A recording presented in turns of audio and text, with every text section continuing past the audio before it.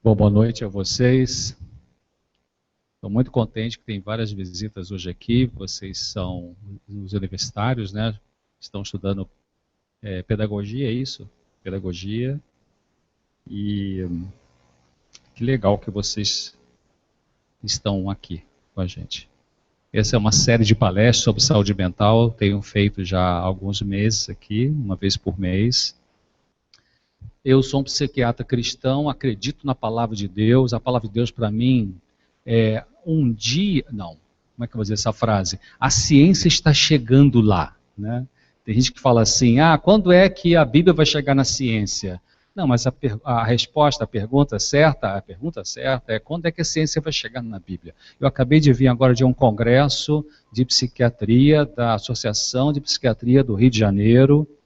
Foi lá em Botafogo, no Rio de Janeiro, e estava lá vários professores do Brasil inteiro, vários da USP, USP de Ribeirão Preto, USP aqui de São Paulo, Hospital das Clínicas, o casal que é especialista da USP em tratar doença bipolar, casal de sobrenome Moreno, professor da USP, conversei com ele de Ribeirão Preto. A ciência está chegando nisso que a palavra de Deus diz há vários séculos, né? Fiquei assim, animado de ver isso, e realmente a verdade vai chegando. Então, vocês vão ver que eu vou levar a minha palestra, que eu sempre faço isso, colocando alguma coisa do mundo espiritual junto com o mundo psicológico, junto com o mundo pedagógico, junto com o mundo comportamental e biológico também. Porque, na realidade, nós, seres humanos, seja quem for, preto, branco, rico, pobre, brasileiro, alemão, budista, católico, nós, seres humanos, somos uma tridimensão. Físico, mental e espiritual, né? O físico, os ossos, os músculos, os órgãos, né? O mental subdivide em 3 aspectos: pensamentos, sentimentos e ações, né? O nome técnico para ações é volição, o ato volitivo. Então você tem a cognição, você tem a afetividade, você tem a decisão, a capacidade de escolha, né? Então essa é a mente humana. E o espiritual é a necessidade que o ser humano tem de adorar alguma coisa, né? Pode ser Deus o Criador, pode ser o totem do índio, pode ser a Coca-Cola, pode ser o sexo, pode ser a cocaína, pode ser o romance, pode ser o Jornal Nacional, né? Adorar alguma coisa, ou você mesmo, né? O dinheiro. Então, seres humanos, nós só temos a dimensão física, a dimensão mental, a dimensão espiritual. Então, a saúde, por isso que saúde é um processo de você desenvolver essas 3 dimensões, o físico, o mental e o espiritual, né? E para você desenvolver o espiritual, vai uma dica aqui, não tem que entrar para a igreja nenhuma, você tem que buscar um sentido para a vida, né? Que tem um sentido para a vida. Bom, então eu vou falar um pouquinho sobre criança sente sim. Eu quero começar com a Bíblia, né, que está no livro de Efésios, na carta de Paulo aos Efésios. Muito interessante aqui, carta de Paulo aos Efésios, capítulo 6, verso 4. Agora está lá, obrigado. 6, verso 4, diz uma coisa bem interessante aqui. Paulo, escrevendo inspirado por Deus, diz o seguinte, Efésios 6, verso 4. E vós, pais, não provoqueis a ira aos vossos filhos, mas criai-os na doutrina e na admoestação do Senhor. Quer dizer, não provoque seu filho a ira. Não fique instigando sua criança. É isso que Paulo está falando aqui. O outro texto que está ali em Colossenses, capítulo 3, verso 21, também é muito interessante. 3:21, Paulo fala assim, pais, não irrite seus filhos para que não percam o ânimo. O que é perder o ânimo? Nesse sentido aqui, trazendo para o mundo psicológico, é desenvolver um quadro depressivo na criança. A perda de ânimo é um dos sintomas principais da depressão. Então, criança tem depressão? Tem sim, senhor. Tem sim, senhora. A criança tem... Os transtornos mentais das crianças são manifestados de maneira diferente do que nós adultos. Por exemplo, tem criança que quando está com um quadro depressivo, e já conseguia controlar o xixi e volta a fazer xixi na cama, chama-se enurese noturna, né? Então, enurese noturna em crianças, em geral, se descartar qualquer problema orgânico, é um dos sintomas de depressivos na criança.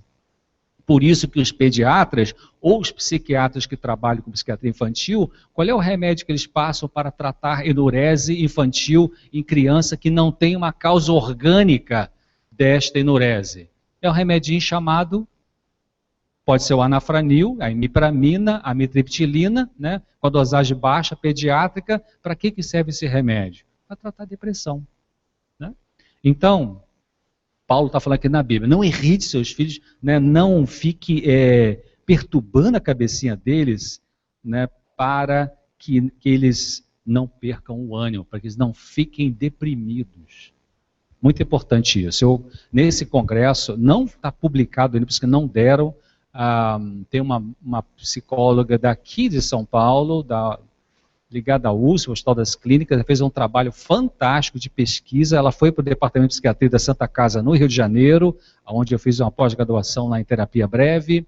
Ela foi para lá e fez um trabalho muito lindo, deve ser publicado recentemente, agora aí, numa das revistas, jornais, revistas médicas, sobre a influência da infância na produção de transtornos mentais na vida adulta. Assim, exatamente o que eu vou falar para vocês hoje, e que eu já falo há alguns anos, que a Bíblia fala, e que uma autora aqui que eu vou citar fala também isso. A importância da qualidade da vida afetiva na infância para a prevenção ou para o desenvolvimento de transtornos mentais na vida adulta. Então, a vida da infância é muito importante.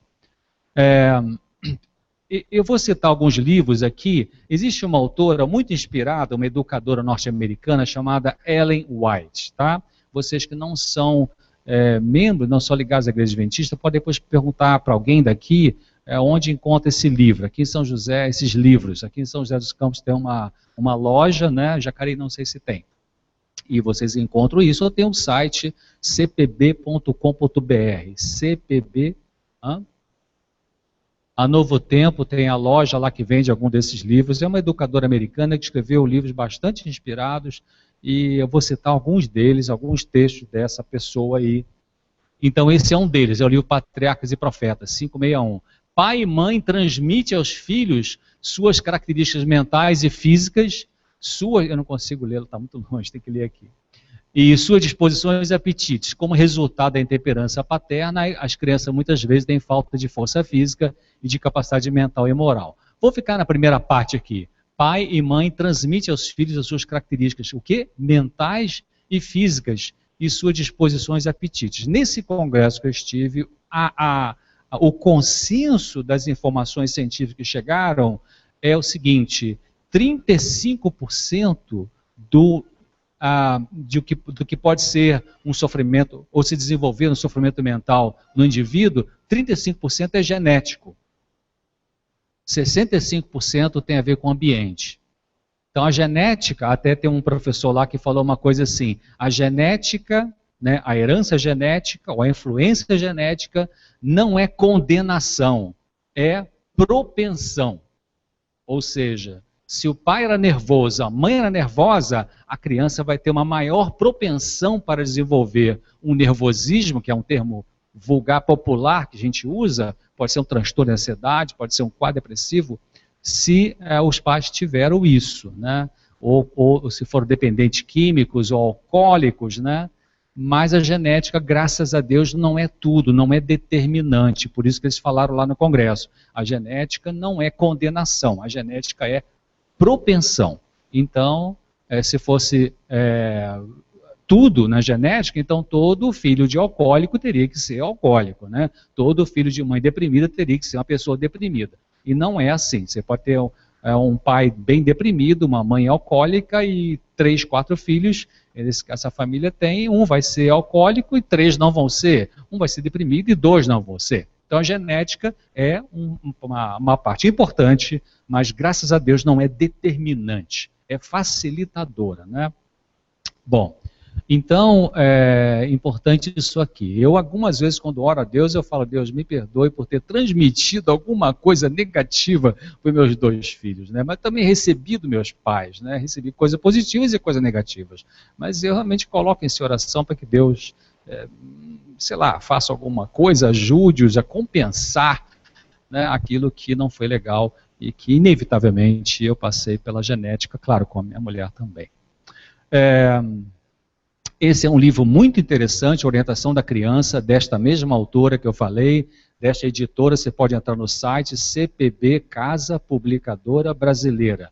É a editora, cpb.com.br. Você pode comprar online, tem o 0800 e tem lá na Novo Tempo, tem aqui em São José dos Campos, não sei o endereço de cabeça, mas vocês podem encontrar. Não vende toda a livraria, não, dessa autora. Ela fala assim, alguns pais atendem cuidadosamente as necessidades temporárias dos filhos, tratam-nos fiel e bondosamente na enfermidade e pensam então haver cumprido o seu dever. Nisso se enganam. A sua obra apenas começou. Importa cuidar da necessidade do espírito. Aqui é uma palavra que ela usou no sentido emocional e espiritual. Requer-se habilidade para aplicar os remédios apropriados para curar uma mente magoada.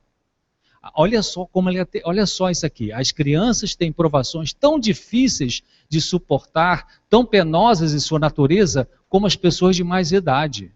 Os próprios pais não se sentem sempre da mesma maneira. Tem um dia que você está triste, tem um dia que você está alegre. Então as crianças têm lutas interiores sim. Por isso que eu coloquei o título dessa palestra, As Crianças Sentem Sim. Por que eu coloquei esse título? Porque já escutei vários adultos falando assim, a criança não sente, a criança não liga para nada, a criança é meio que sei lá, um bichinho inofensivo que não tem emoção. Criança sente sim. Criança observa sim. Criança percebe a tua falsidade. Criança fica chocada quando ela escuta o pai dizendo uma mentira, ela sabe que é mentira. Dá um tilt na cabeça. Aquele tipo de coisa, toca o telefone, a mãe está ocupada, manda a criança atender, e é para a mãe, e aí a mãe fala assim, fala que eu não estou. A criança, isso dá um nó na cabeça do bichinho. Você, peraí, mas ela tá, mas ele falou que não tá. Isso é uma coisa muito destrutiva no psiquismo desse indivíduo pequenininho, porque a criança coloca o pai e a mãe como deuses, como perfeitos, como idealizados. Então, quando esse pai, essa mãe faz uma besteira desse jeito, isso dá um quebra, né, um quebrantamento, né? É uma desidealização muito precoce, vamos dizer assim, na cabecinha dessa criança. Então, nunca, lá no final vou falar sobre isso, mas só adiantando, nunca minta para uma criança. Isso não quer dizer que você vai ter que dizer todas as verdades. Não. Se tem 2 pessoas nesse mundo que a gente nunca deveria mentir, eu acho que para todo mundo não deveríamos mentir. Mas 2 crianças, 2 pessoas especiais são as crianças e os psicóticos, né, os esquizofrênicos. Né? Ele sabe que você está mentindo, sabe. Então, não minta. É um desastre na cabeça emocional de uma pessoa dessa categoria. Então, aqui a gente pode, em geral, nós pais escorregamos para um lado ou para outro, né? Superproteção ou rigidez. Talvez hoje em dia a tendência é mais superproteção para a maioria dos pais, porque os pais trabalham muito, ficam o dia inteiro fora, 2 trabalhos, 3 trabalhos, não sei quantos plantões. Então, para compensar essa ausência de casa, a gente pode querer superproteger. Dar um celular para uma criança de 4 anos, sei lá, e vai por aí afora, iPad, iPod, etc. Né? Então, superproteção é danoso para a criança, para o desenvolvimento psicológico da criança, assim como a rigidez, que é o oposto, ou a negligência, né, emocional. Quando você superprotege uma criança, você está passando uma mensagem subliminar para ela, que é a seguinte, você não é capaz de fazer as coisas, eu tenho que estar fazendo por você. Então a criança vai nutrindo, desde pequenininha, uma sensação de incapacidade. Ou ela engole isso como se fosse uma verdade e se torna uma pessoa com baixo respeito próprio, ou se torna uma pessoa revoltada pela superproteção, porque tem criança que vai peitar. Não, eu faço. Não, deixa comigo, tal. Né? Outras se submetem e tal. Então, superproteção significa várias coisas. Uma delas é você não acredita que aquela criança é capaz de resolver algumas situações e que você então vai e faz por ela, né? Superproteção também significa que você ou foi superprotegido, e você quer repetir essa questão. Você acha que tem que fazer igual desta maneira que foi superprotegida na sua própria história pessoal. Um terceiro aspecto é superproteção pode significar que você sofreu na tua infância ou negligência dos seus pais, ou abandono de dos pais. Então aquilo foi tão doloroso para você que você detesta só pensar que seu filho, sua filha vai sofrer. Então você superprotege por causa da tua dor, não porque a criança precisa realmente desse excesso de cuidado. A rigidez, que é um outro extremo, que seria a negligência, seria a dureza, seria a pessoa muito, que ao invés de abarcar e superproteger, então só exige, cobra, também é destrutivo. Tem um autor, é um psicólogo americano, chamado Alexander Lowen, L-O-W-E-N de nariz. Tem vários livros dele. Um livro chama-se O Medo da Vida. Então ele explica uma coisa interessante, dizendo que em estudos científicos mostraram que as crianças criadas em lares superprotetores vão ter problemas emocionais na vida adulta mais ou menos correspondente às crianças criadas em lares ditatoriais. Os extremos são danosos, são maléficos, né?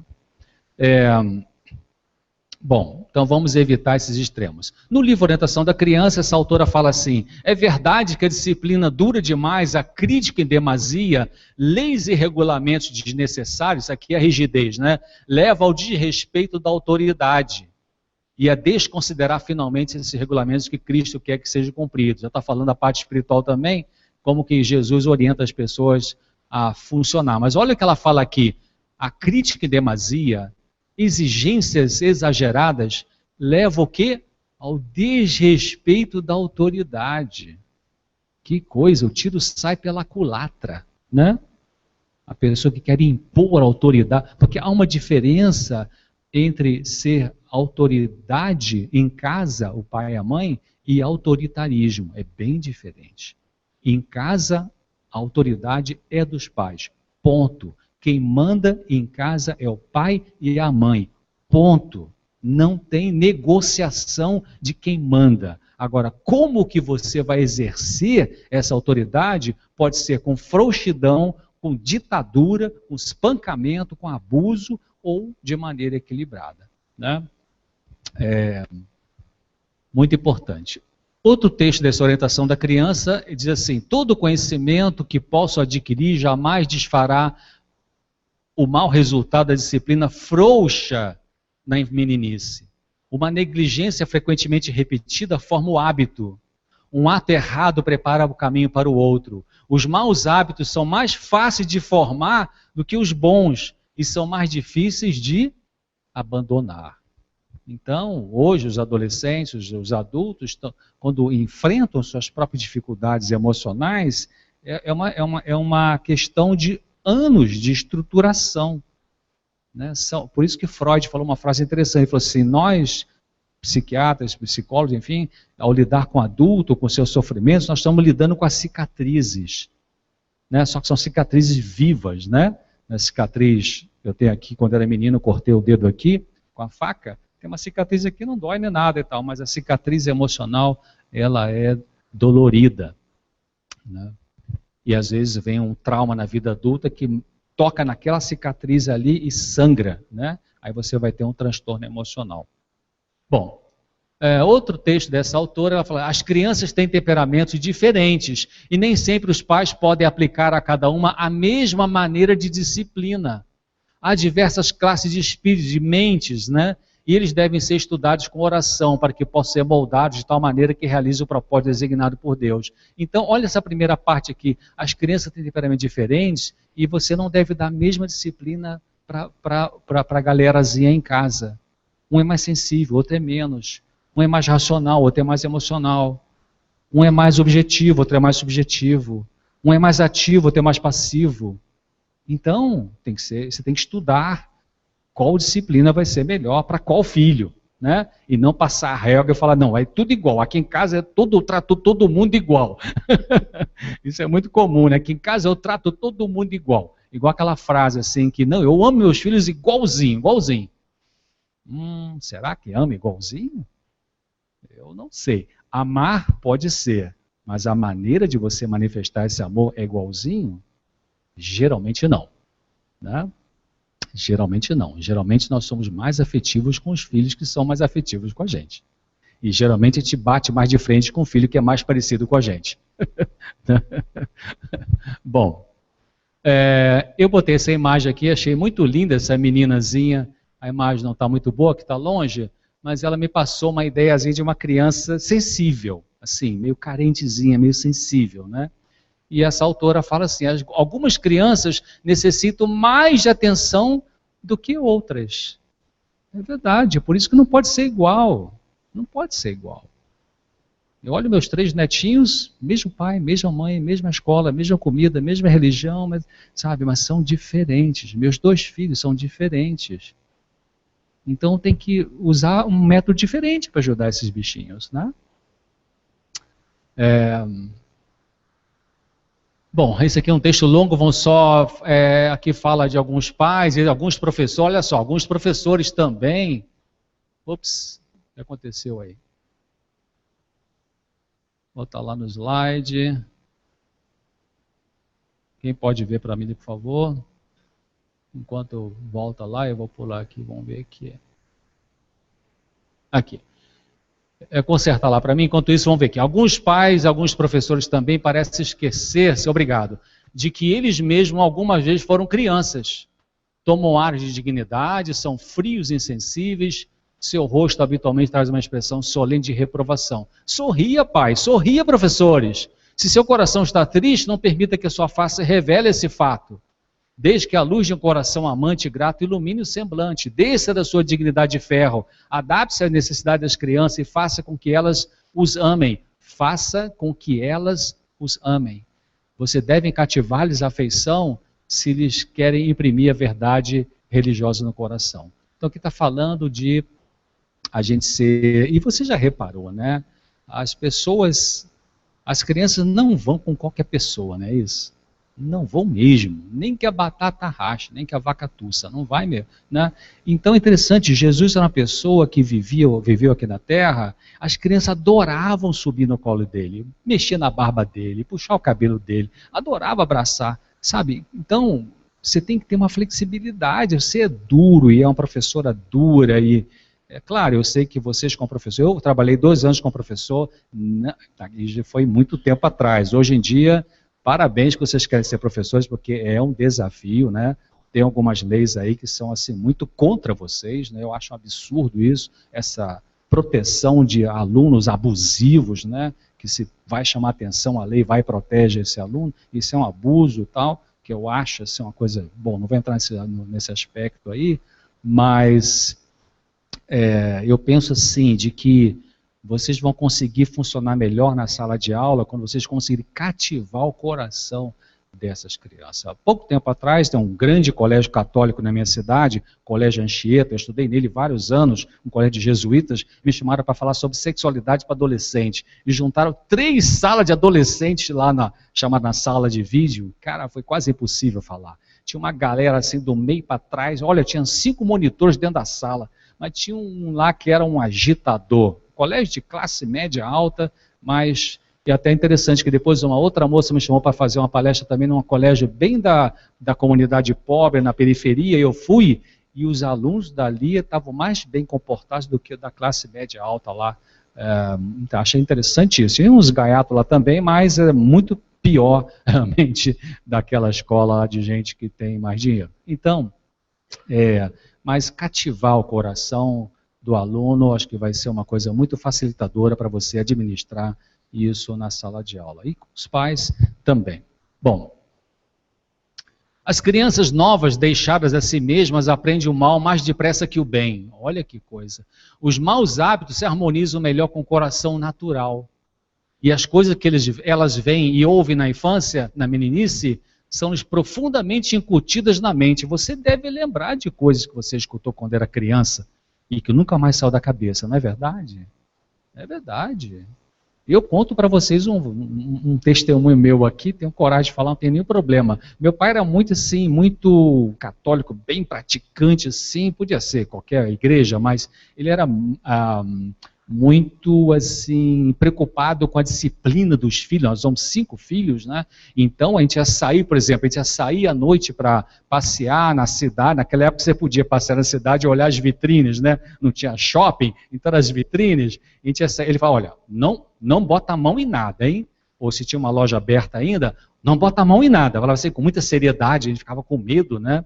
Então eu era pequenininho, entrava na loja, botava a mãozinha para trás. Você já viu uma criança, um garoto de 6 anos botar a mão para trás? Era o medo que eu tinha, né? Então, eu estou com 63 anos, às vezes eu entro numa loja e minha mão vai para trás. Aí eu falo assim, César, relaxa, já passou. Ah, tá bom. Marcou aquilo, né? Então, olha só, é verdade isso aqui, né? As crianças, elas são profundamente incutidas na mente o que elas escutam. Então, se é de bom, se é uma coisa boa, se é uma coisa ruim, vai entrar ali, vai marcar. Esse é outro texto que diz, esse camarada aqui, ele é especializado, é o diretor, ou foi, da unidade de estatística sobre o crime nos Estados Unidos. Então ele falou que as crianças não nascem boas e com excelentes motivações. Não nascem. O impulso natural para conseguir o que elas desejam é adquirido e não herdado. A preocupação pelos outros e pela propriedade dos outros é adquirida e não herdada.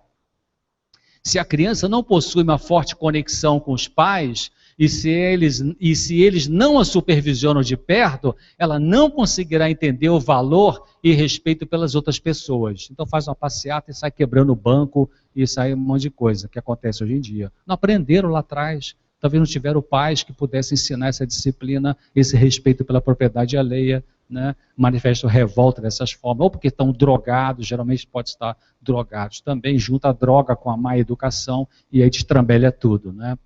Então é importante, as crianças não nascem com a coisa bonitinha lá, nós é que vamos moldar esse bichinho ali com a nossa educação, com a parte espiritual, com a psicoeducação, na escola, etc. Bom, essa autora também fala assim, acima de quaisquer dotes naturais, os hábitos estabelecidos nos primeiros anos decidem se a pessoa será vitoriosa ou vencida na batalha da vida. Então está aqui a plantinha que é a criança que a gente vai desenvolvendo desde que nasce. Esse texto eu acho muito justo, um texto assim que eu fiquei feliz quando Deus me levou a ele. Diz assim, enquanto alguns são constantemente atormentados, afligidos e preocupados por causa dos seus infelizes traços de caráter, tendo que lutar contra inimigos internos e contra a corrupção de sua natureza, outros seres humanos não têm que lutar contra a metade de tudo isso. Isso significa o quê? Que algumas pessoas têm lutas interiores que você nem imagina, que outras não têm metade disso. Por isso que eu vou falar lá na frente, não compare um filho com o outro. Comparação geralmente é uma coisa negativa, porque as histórias são diferentes.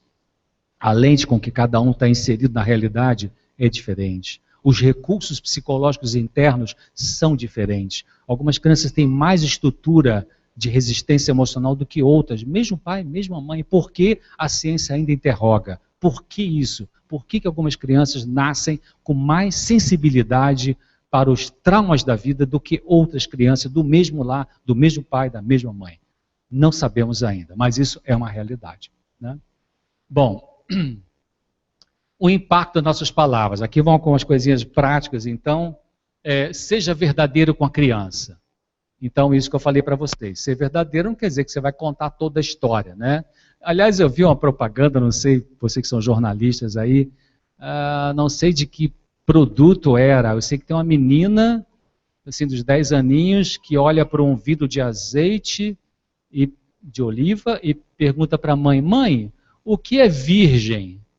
Aí a mãe fica assim meio constrangida e tal, respira e senta e começa a dar uma aula de biologia de meia hora sobre virgindade, o que o papai, o que a mamãe... Aí depois, entendeu, filhinha, entendeu? Sim, agora o que é extra virgem, mãe? É um azeite extra virgem. Então, seja verdadeiro com a criança. Seja honesto com a criança. Muito importante. Isso ajuda ela a adquirir confiança nela mesma e nas pessoas, né? Confiáveis. Não precisa dizer tudo, mas não minta para a criança. Não minta para uma criança. Não faça isso. É uma maldade você fazer isso. É uma destruição. Não faça isso. Eu sei que vocês não fazem.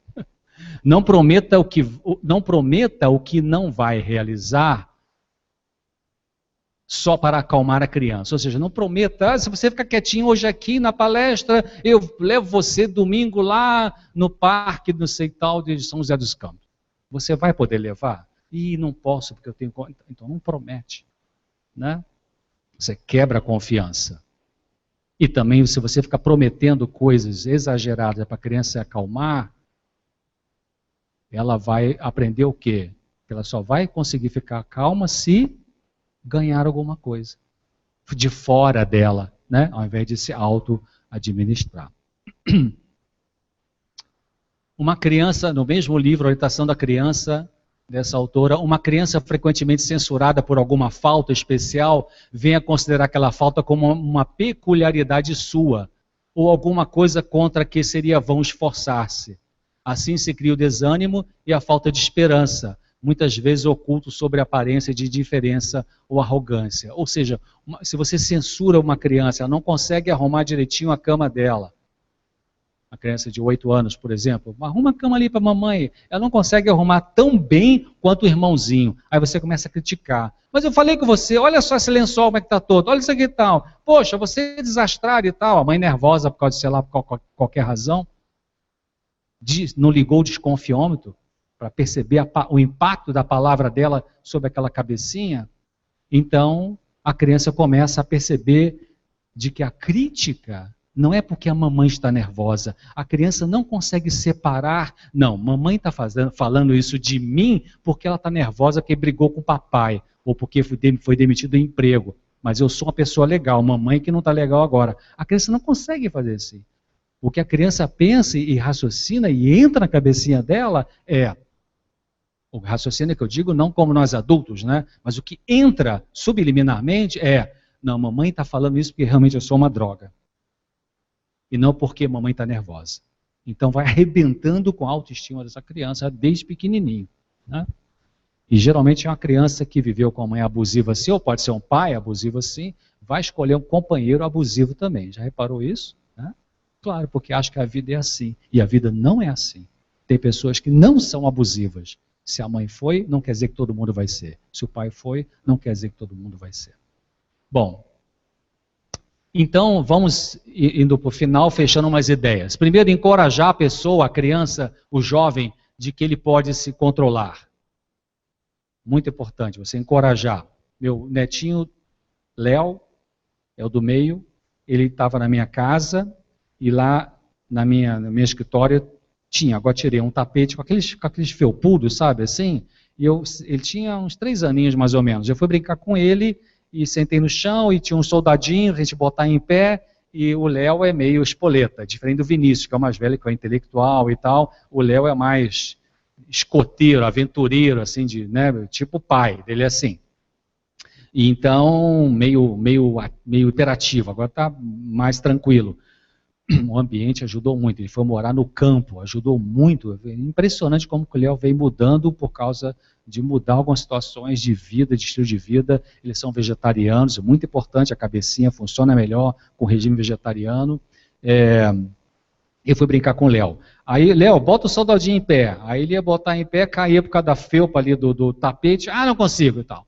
Não, você consegue sim, vamos lá, vovô te ajuda, faz de novo. Ah, não consigo, e o soldadinho caía. Aí eu peguei a mãozinha dele, empurrei assim, e aí empurrei o tapete para baixo e ficou em pé o soldadinho. Agora faz você sozinho. Não, não consigo. Não, você consegue. Vamos lá, ele pegou e, sei lá, para a 3ª, 4ª vez, conseguiu. Aí joguei confete nele, né? Viu, eu sabia que você conseguia, eu sabia. Se na 1ª ou 2ª vez que ele tentasse e não conseguisse, eu falasse assim, ah, tá bom, vamos brincar de outra coisa então. Que mensagem eu tinha passado para ele? Você não consegue, cara, você é um desastrado, né? E arrebentar com a capacidade dele de se autocontrolar, controlar a emoção dele, né? Vocês querem um bom livro sobre transtorno hiperatividade e atenção, o TDAH, né, transtorno déficit de atenção e hiperatividade, uma psiquiatra da UERJ, Universidade do Estado do Rio de Janeiro, Ana Beatriz Barbosa, acho que de Souza da Silva, Ana Beatriz Barbosa da Silva. Mentes Inquietas. Muito bom esse livro, ela fala sobre crianças hiperativas. Ela conta a história nesse livro de uma criança que a mãe já tinha aprendido a lidar com crianças hiperativas. Então, ele morava numa casa e o garoto falou assim, mãe, eu vou brincar lá fora. Aí a mãe estava limpando a cozinha, o chão da cozinha, passando pano. Aí a mãe falou assim, vem cá, você quer brincar no seu quarto ou você quer brincar lá no quintal? Ah, quero brincar no quintal.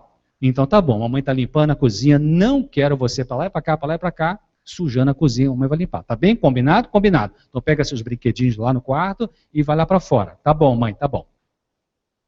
O garoto hiperativo. Né? Aí o garoto vai lá para fora, a mãe está passando pano no chão, daqui a pouco ele entra pela cozinha naquela hiperatividade, né? 300 por hora, só que no meio da cozinha ele para. No meio da cozinha, uma criança hiperativa para. A mãe olhou aquilo e falou, o que houve? Eu lembrei que você falou que não era para eu vir aqui. Aí foi voltando.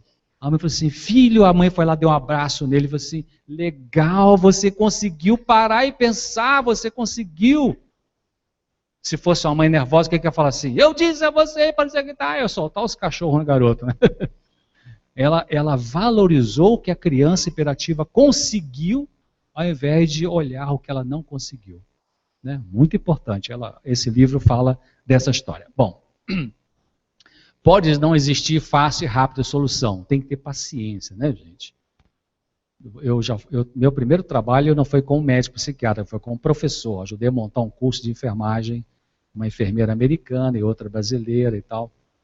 E, então eu dei aula 2 anos para adolescente. Ai, de arrepiar. Hoje eu acho que não daria de jeito maneira, mas naquela época adolescente era mais light, né?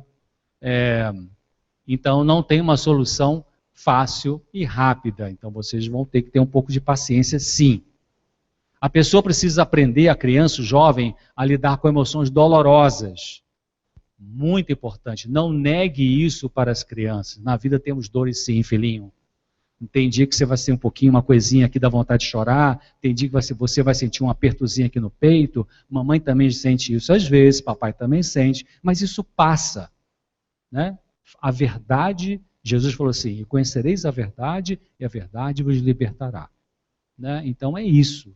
O mundo mal, né, que quer vender produtos, diz, não, você vai ser feliz 100%, não vai ter mais problema. Isso chama-se hedonismo, né? Que é a pregação do prazer já, agora, custe que custar, não pode ter dor nenhuma. Tem que usar qualquer coisa, comprar qualquer coisa para fugir da dor. Isso é fantasia, isso é irrealidade. A mídia quer passar isso, as empresas querem vender produtos e os traficantes querem vender a cocaína para você só sentir o bem-estar. Isso é irreal. Neste mundo temos angústia e tristeza, sim. A pessoa saudável, mentalmente falando, não é aquela que não tem angústia e não tem tristeza. A pessoa mentalmente saudável é aquela que quando tem angústia, quando tem tristeza, não se desespera, não faz besteira, não vai machucar os outros, nem vai machucar a si mesmo, entrando no alcoolismo, entrando na dependência química, ou manipulando os outros, ou chutando o balde, seja lá o que for. Bom, use palavras simples, palavras compreensíveis e palavras confiáveis. Simples, compreensíveis e confiáveis. Não faça comparações, já falei isso, comparações são injustas, né? Uma criança consegue melhor do que a outra em algumas áreas. Algumas crianças são boas em matemática, o irmãozinho pode ser bom em história, mas ser péssimo em matemática. Então, para que comparar? Seu irmão tirou 10 em matemática, para que você tirou 7,5? Cara, peraí, esse bichinho aqui tem uma cabecinha diferente. Né? Então não compare isso, sabe? Compare com a própria evolução da criança. Né? Leozinho hiperativo, já estava nos Estados Unidos. Aí eu cheguei lá, ele era assim, eu estava conversando com alguém, ele vinha e se intrometia, vou e tal, nem pedia licença de nada. Era assim que o Léo era.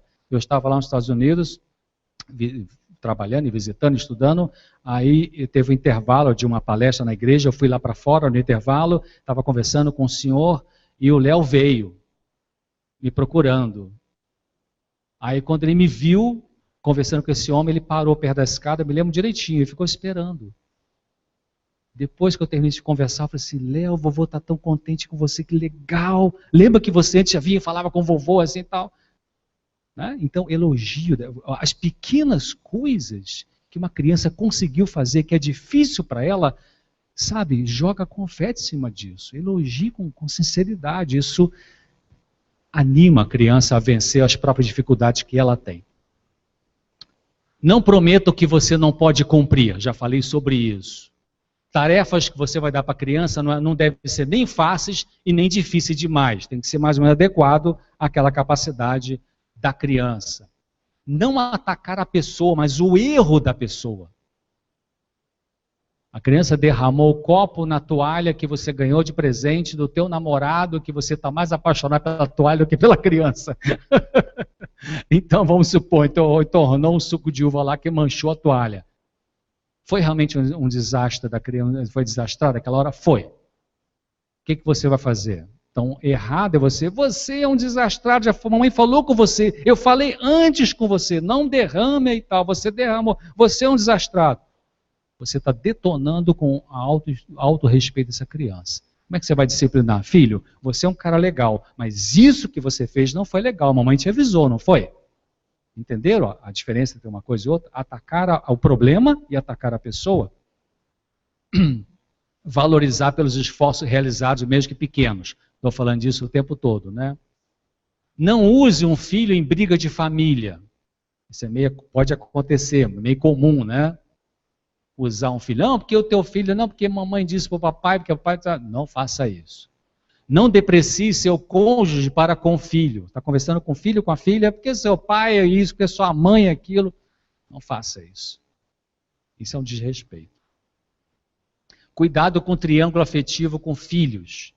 Geralmente, quando há uma frustração no casamento, o pai ou a mãe pode se agarrar a um filho ou uma filha que meio que nutre de afeto e compensa um pouco a solidão conjugal. Você está mais preocupado com seu filho ou com seu parente? Pode acontecer, eu vou citar um exemplo aqui.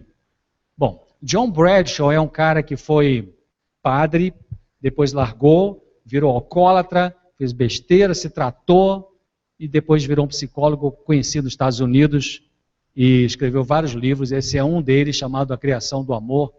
Tem um livro do John Bradshaw chamado, o título é interessante, Curando a Vergonha que Impede de Viver.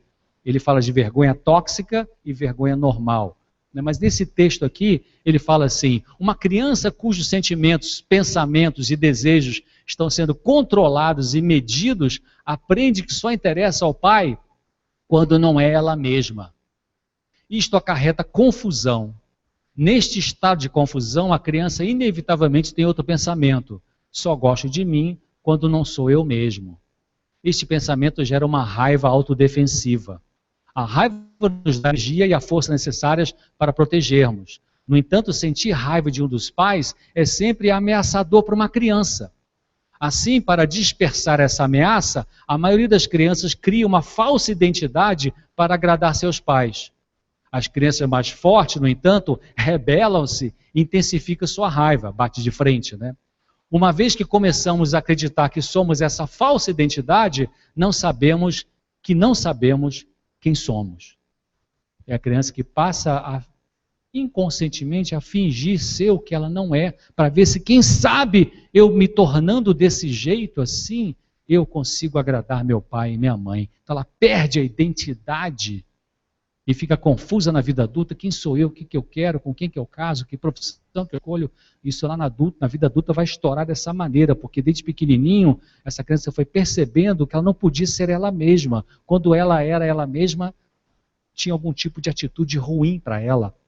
Então ela teve que montar um falso self, um eu acessório, para poder sobreviver psiquicamente e ver se conseguiria dessa maneira ter aprovação dos seus pais.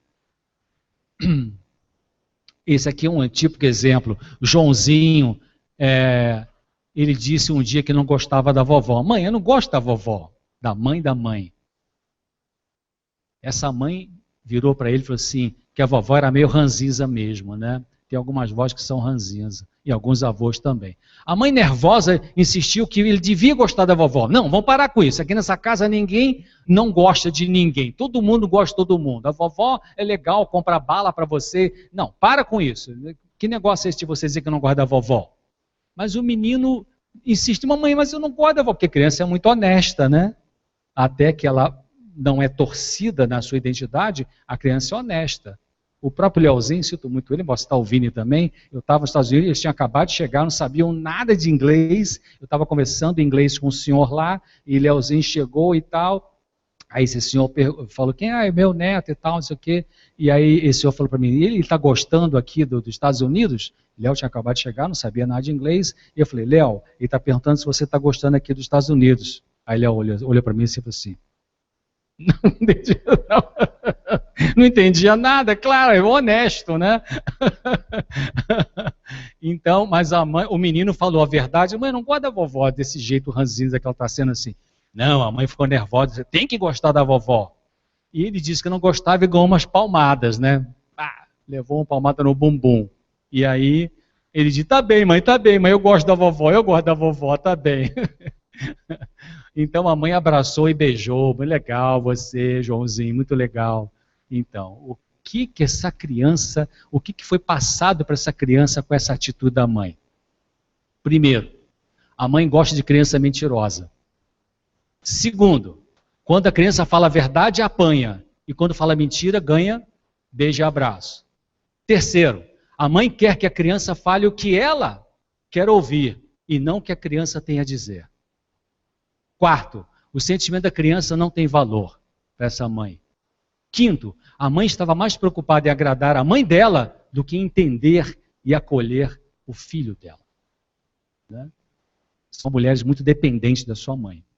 Então, isso aqui é o chamado, lembra que eu falei do self-social? Aqui a criança, que geralmente é muito espontânea, na adolescência essa criança vai ficando mais mirradinha aqui meio por dentro, e na vida adulta a gente pode às vezes ter uma criança muito escondida, muito machucada, muito lá dentro, e que a gente não deixa aparecer nunca.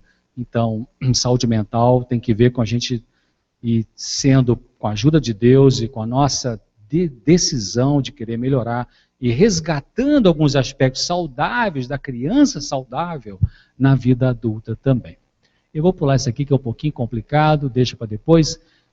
Se o pai, orientação da criança, se o pai e a mãe não tiveram uma infância feliz, por que deveriam anuviar a vida dos filhos devido à sua grande perda a esse respeito? Ou seja, se você teve uma infância infeliz, seu filho não tem nada a ver com isso, né? Você tem que aprender a receber ajuda, fazer tratamento, buscar ajuda para poder aprender a lidar com seus problemas, para não estourar na geração seguinte, se não repete, vai repetindo até quando, né? Quem vai puxar o freio de mão e dizer, peraí, vamos pegar agora aqui um outro caminho, ou aquela chave, né, que não sei, antigamente na estrada de ferro tinha um cara que ia lá e virava a chave para o trem pegar outro trilho, não esse aqui, pegar aquele. Quem é que vai virar isto, né? Na geração. A gente tem que fazer isso. Quando eu comecei a perceber que eu estava errando com meu filho, igual algumas coisas que me machucaram na minha relação com meu pai, doeu para chuchu. Eu não queria nem olhar para isto, mas Deus me ajudou a não fugir da verdade. Aí eu comecei a perceber e pensei, puxa, meu filho não tem nada a ver com aquilo que foi a minha dificuldade com meu pai. Então eu tenho que lutar comigo mesmo para funcionar de uma forma diferente e melhor com esse menino, para que então eu possa sair desse trilho e pegar o outro ali. Não é fácil, é demorado, mas é uma decisão consciente que você faz, pode fazer e vai fazer uma diferença lá na outra geração, já estou terminando. Nunca será demais acentuar a importância da educação ministrada à criança nos seus primeiros anos. As lições que a criança aprende durante os primeiros 7 anos de vida têm mais que ver com a formação do seu caráter que tudo que ela aprende em anos posteriores. Que coisa, né? Anos atrás, um dos maiores, para mim, abaixo de Jesus Cristo e de mais um outro cientista, não, Jesus foi cientista também, mas assim, do ponto de vista psicológico, um como é que vou dizer assim, um guru, tipo assim, um líder, alguém que eu gostei e gosto das ideias, chama-se Rollo May, R-O-L-L-O-M-A-Y, psicólogo americano, muito profundo. Você quer estudar sobre ansiedade, angústia humana? Chama-se O Significado de Ansiedade, editora Zahar. Rollo May, R-O-L-L-O-M-A-Y. Bom, para mim, encaixou, né? Um filósofo profundo, e ele fala nos livros dele exatamente isso aqui. Parece que ele copiou essa mulher, né? Não copiou porque era um cara íntegro. Esse é o último texto, eu acho lindíssima essa imagem desse pintor. Isso aqui é o menino Jesus e aqui o pai José, né? E o menino está olhando para cima.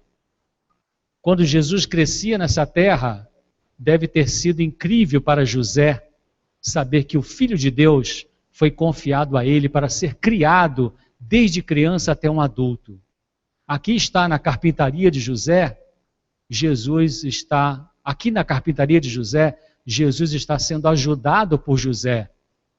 Como o pai, José, olha para baixo, para o seu pequeno filho, o filho, com os braços estendidos, olha para cima, para seu pai.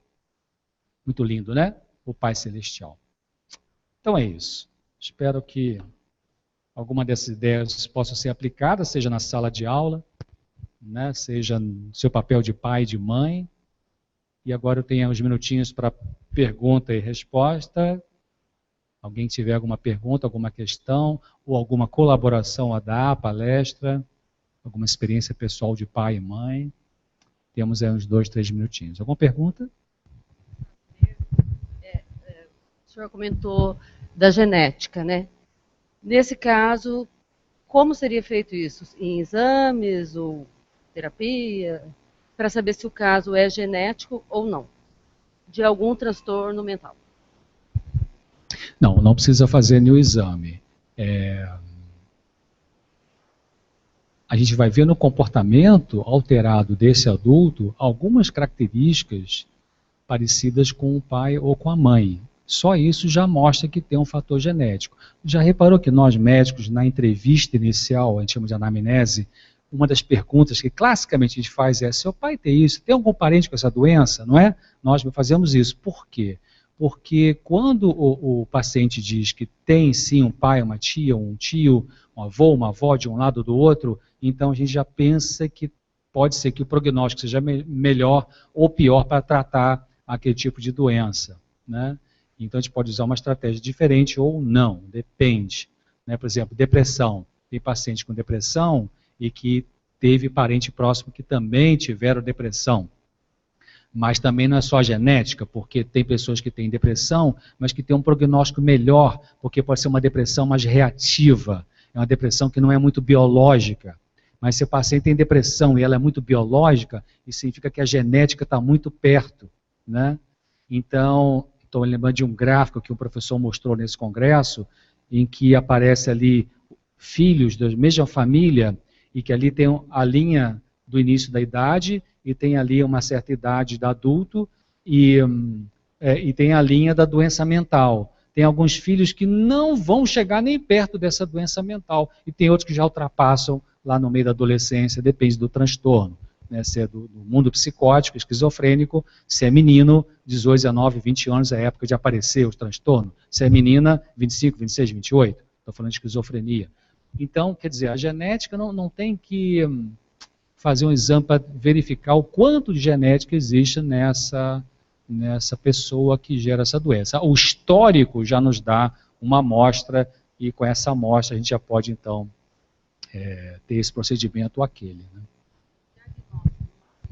Alguns diagnósticos são mais difíceis em criança, porque a criança não tem a verbalização, não tem a subjetividade, né, que tem um adulto. Por isso que se usa, uma das técnicas é a ludoterapia, né, se pensar em termos analíticos, né, que é o mundo simbólico dessa criança. Mas, bom, eu não trabalho com criança, então não sei as técnicas que se usa em psiquiatria infantil. Existem alguns exames, né, por exemplo, dosagem da serotonina, dosagem do cortisol no sangue, então você pode mostrar como é que está o nível ali, No quadro depressivo, a serotonina está muito baixa, o cortisol está muito alto, então tem alguns exames que podem ser feitos aí. Mas talvez uma das coisas que os cientistas fazem é pesquisar as respostas terapêuticas. Então dá para uma criança algum medicamento antimaníaco, anti-euforia, antibipolar, a fase eufórica e funciona, então já tem uma resposta que mostra, opa, então tem uma alteração bioquímica cerebral que parece com um quadro clínico com sintomas que é essa doença bipolar. Pode ser até que tenha alguns outros exames que eu não saiba para criança, para pesquisar essa origem genética aí. Não sei. Em bipolares adultos, chegou às minhas mãos um trabalho bem interessante, publicado numa revista mais famosa do mundo sobre medicina, chama The Lancet.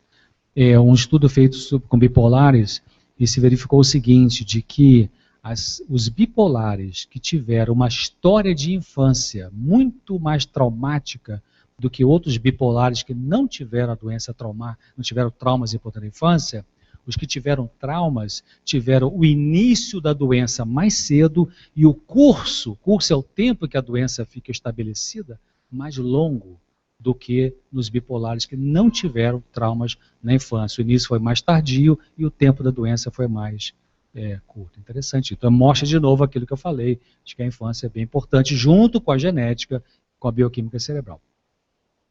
As pessoas podem aprender a lidar com as consequências dos traumas emocionais do passado. Sim, podemos aprender. Do ponto de vista psicológico, sim, é uma psicoeducação. A psicoterapia ensina isto, especialmente a TCC, Terapia Cognitivo-Comportamental, tem procedimentos que ajudam muito a pessoa a aprender a administrar suas emoções. Do ponto de vista biológico, também existe uma esperança, boas novas, desde que a neurociências vieram estudando um fenômeno chamado neuroplasticidade, que é a capacidade da formação de novos neurônios, novas células nervosas no adulto, no cérebro do adulto. Opa, então isso já abre uma esperança, sim. Fica uma interrogação ainda no mundo da ciência, o que vem primeiro, o ovo ou a galinha? Quer dizer, primeiro vem uma alteração da bioquímica cerebral e aí o comportamento altera, ou traumas da vida alteram o comportamento e isso mexe com a bioquímica cerebral? Então tem duas teorias no mundo científico em relação. Uns são mais biológicos, são chamados psiquiatras organicistas, que acreditam mais que o orgânico é que vem primeiro, alteração. Outros acham que pode ser o psicodinâmico, o psicológico, que altera o orgânico. Eu acho que na realidade é muito juntinho ali, muito juntinho. Em alguns casos, eu acredito que é o psicológico que vem primeiro. Em outros casos, é o biológico, naquelas pessoas que têm uma influência genética pesada, né? São aquelas pessoas que vão ter muitas recaídas e que são mais resistentes ao tratamento, os medicamentos demoram a fazer efeito, então o biológico está mais... E pessoas que têm um biológico também mais problemático, porque o estilo de vida é problemático, muita cafeína, muito álcool, fumo, vida sedentária, não faz exercício, noitadas, então aí o cérebro estressa, né? Mais alguma pergunta? Vamos lá, jovem.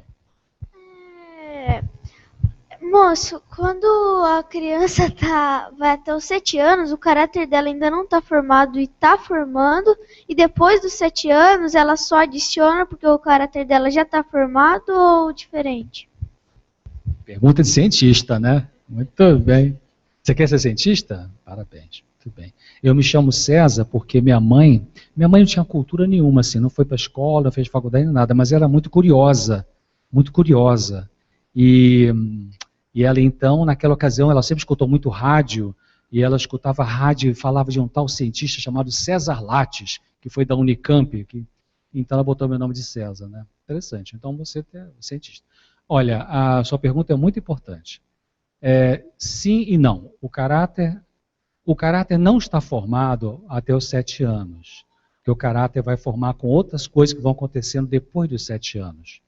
O que está formado até os 7 anos é uma base. Quando um pedreiro um engenheiro fazer uma casa, ele faz a base da casa, não é? Chama-se sapata, faz um buraco, bota cimento, ferro ali, faz a base, chama de alicerce. A base, em cima daquela base, ele vai construir, né, as paredes, depois o telhado. Então, até os 7 anos, a base está ali. Mas depois tem telhado, tem parede, tem porta, tem janela, e aí você pode aprender a botar algumas portas mais bonitas, umas janelas mais bonitas, uns tijolos mais resistentes. Então pode aprender. Vai ser mais difícil mudar se essa base for muito machucada, mas não é impossível mudar. E especialmente se a pessoa, além de ajuda psicológica, além de alguns medicamentos, além da ajuda de professores, se ela também se apega com Deus e confia no poder de Deus para mudar a vida. Aí pode muita coisa mudar, tá bom?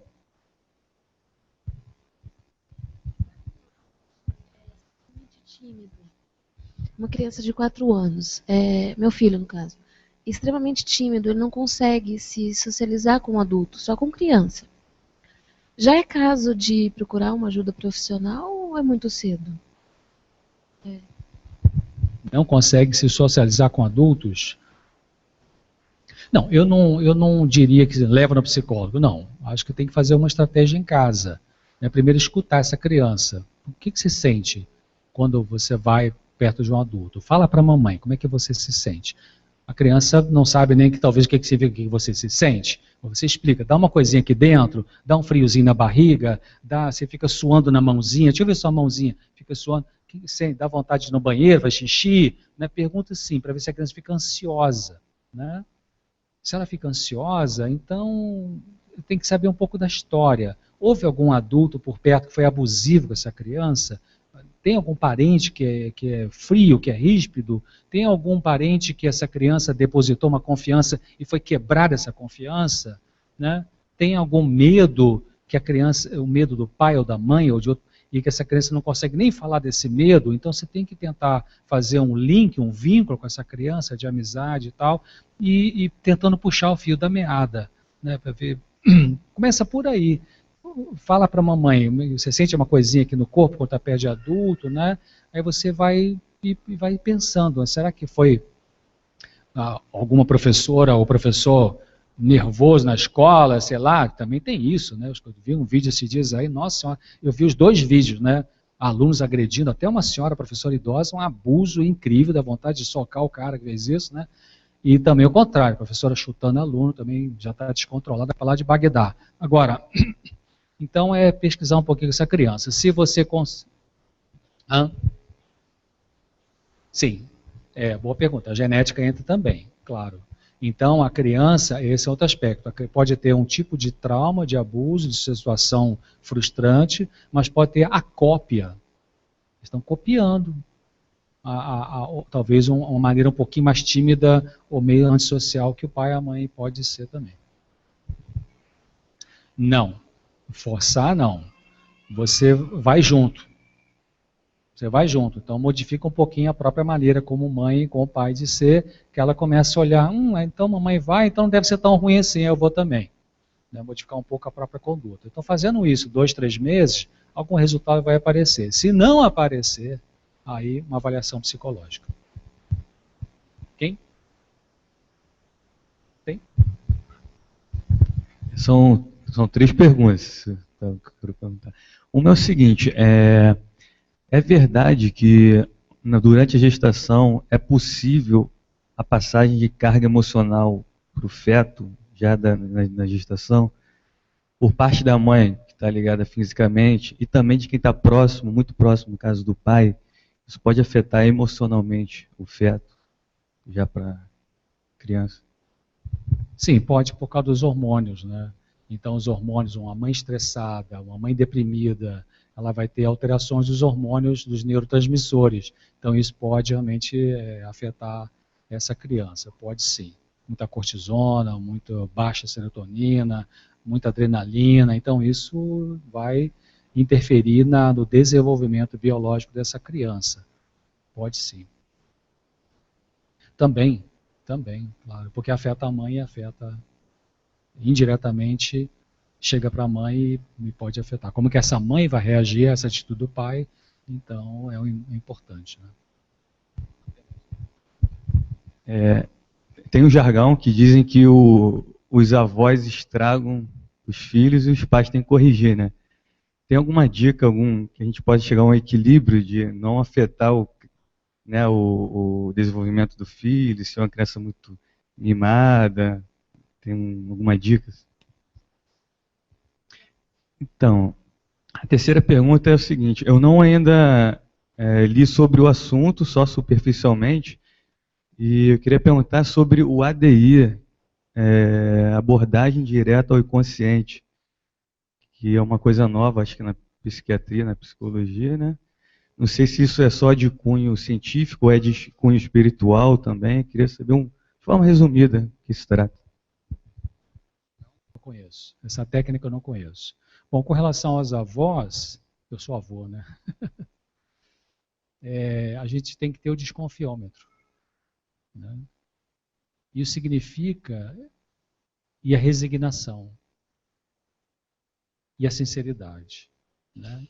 Isso significa de que às vezes nós vamos ver alguma coisa que é um exagero para lá ou para cá, positivo ou negativo, nos pais em relação ao meu netinho ou minha netinha, e eu estou vendo que os pais estão errando, mas eu preciso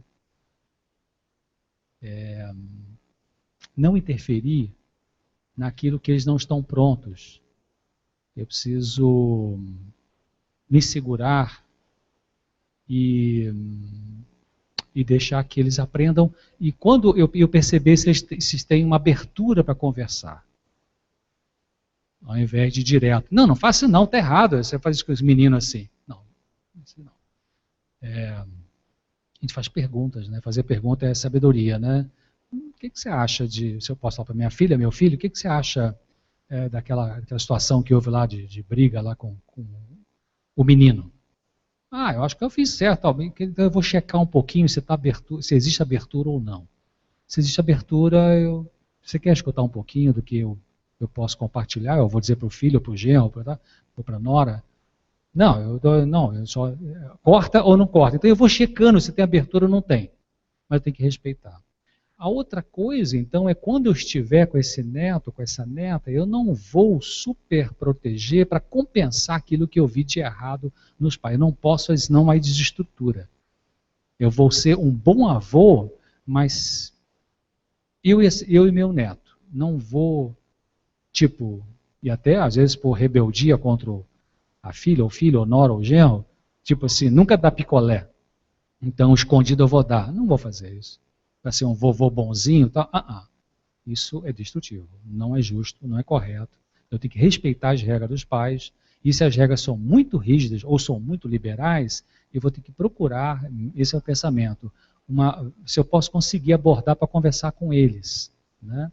E quando estiver com meu netinho, minha netinha, eu vou ser o mais afetivo que eu posso, disciplinador também, e vou tentar não bater de frente com a atitude para com o neto ou neta que vai ser muito diferente do que o pai e a mãe estão fazendo. Eu vou ter que encontrar uma maleabilidade para lidar com isso, né? Exemplo, meus netinhos são bem disciplinados em relação à comida, não no sentido da qualidade, são vegetarianos, né? Vegetarianos, vegetarianos. Então, e não comem nada entre as refeições. Não tem nenhum problema. Estão acostumados com isso, não pedem. Então, se eu sou um destrambelhado no meu horário de comida, então eu vou achar que estão sofrendo, porque esses pais são rígidos, nunca dá uma balinha 10 horas da manhã entre o café da manhã e o jantar. Eu vou dar uma balinha escondida porque eles estão sofrendo. Não estão sofrendo, eles aprenderam, eu tenho que respeitar isso, né? Então é mais ou menos por aí, né? Última pergunta aqui do cientista, a gente encerra. Como o senhor disse, até os 7 anos é que ainda está formando a base do caráter da pessoa. E por que então, quando a gente cresce, a gente não lembra de metade do que aconteceu?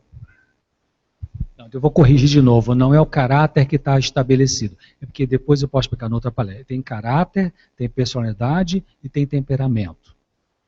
Personalidade como que você funciona.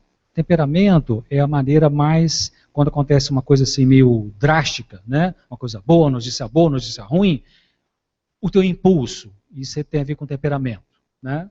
E caráter é uma coisa mais estruturada. Caráter tem a ver com o que você aprendeu do pai, da mãe, do avô, da avó, da professora, da igreja, né? Os teus pensamentos no livro, o conceito do mundo, o conceito da Bíblia.